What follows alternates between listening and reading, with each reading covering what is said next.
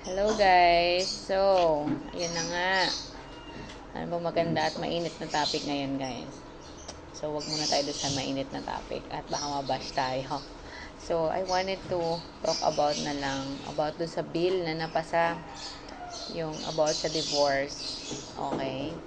So, siguro maraming tataas ang kilay nowadays kasi hindi naman tayo pare-pares ng nangyari. Sabi nga nung iba, hindi kami kasing swerte ng guhit ng palad ng iyong pag-ibig. Grabe ang lalim. Pero, you know what guys? 'Di ba sinabi nga sa Bible, sa mga nakaraang video ko, i-share ko sa inyo na ang love is sacrifice. Not all the time is love is all about happenings, dates, about the marriage being happy itself. But it's also a sacrifice. The moment that you feel na uncomfortable, that you feel that it's not, you know, parang hindi ka tawag dito, hindi mo nakukuha yung gusto mo sa marriage mo, is dun mo masusukat if gaano ka nagmamahal. But ayun nga, hindi na tayo na naman, sabi ko nga, the world also made his own law. And sinabi naman din sa Bible, 'di ba? Nakita ko sa Book of Mark na merong sinabi din about sa divorce.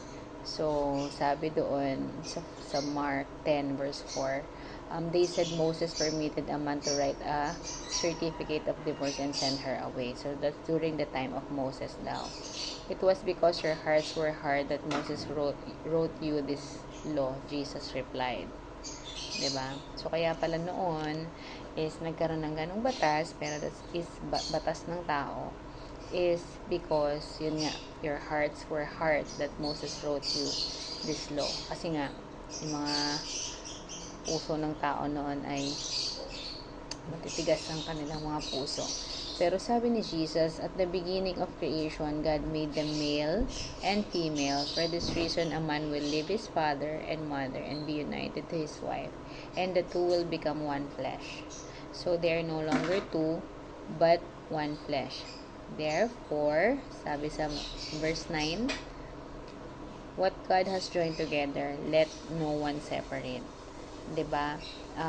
Yes, dun sa Old Testament, nangyari yung lahat ng miracle din kay Lord. But nung dumating yung Old Testament, this is the law that Jesus said in the Bible. And yun lang, nakakalungkot lang kasi sa batas ng mga tao, they approve the divorce already.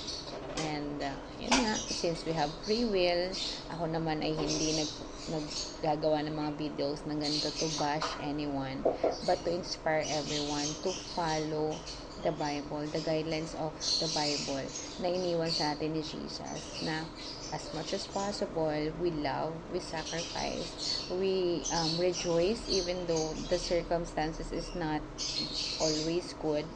And yun nga, if we respect each other, alam mo, ang pinakasusi talaga dyan is we first love our God. Kasi if you love the Lord, you will never commit a sin to anyone else, especially to your wife, to your husband.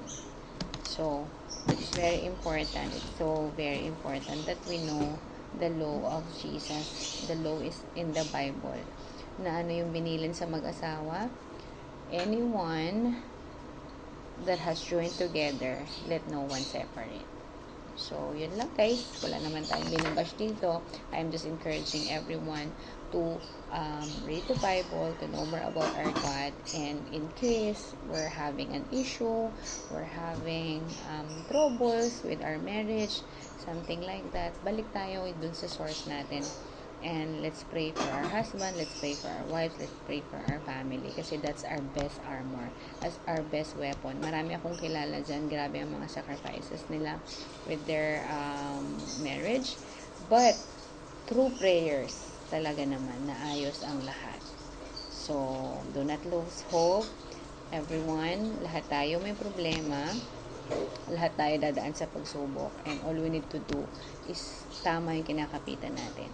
And we know our God. and we have faith to Jesus. Okay? So, don't forget to read your Bible to know more about Jesus. Bye!